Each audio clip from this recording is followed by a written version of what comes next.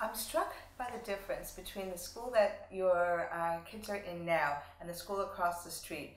Why is the school across the street in such a different place?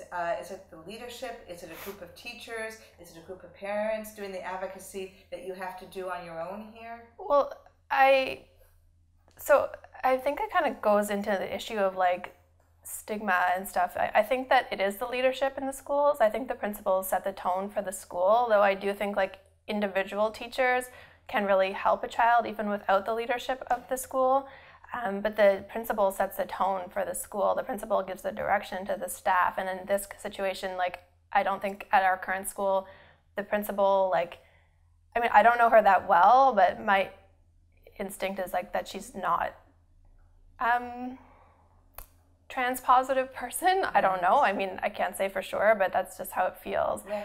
And then also because there's the divorce and the conflict, it's like without education, and like their dad tells people that like I'm seriously mentally ill and I'm crazy and that's why I'm trying to make my child into a girl, which actually just isn't a thing. Like that doesn't actually exist. So no. It's a little frustrating, but he tells that to so many people that I think it clouds people's judgment of me. And I think that there's a conference of like stigma around like mental health stigma, because I do identify as like having a mental health problem, or have in the past.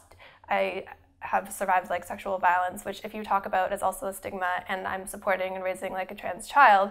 So it's like, okay, and she's a trans girl. So then there's misogyny, there's like patriarchy, there's like ableism and mental health stigma, and it's all kind of like, and when you experience like discrimination, like I think this is how it is for my child as well, even though she wouldn't have the words to say it, like you never really know for sure whether someone's treating you differently just because they're a big jerk, or like whether they're treating you differently because they're transphobic, or they think that people who are mentally ill are like serial killers, or they like think that women lie when they talk about violence. So it's like you never really know, and you never know whether your kid's getting bullied because there are a lot of rough kids in the class, or whether they're being like specifically targeted because of their like gender. So I think like trans violence and like violence against women and like gender-based violence and patriarchy all kind of like go together.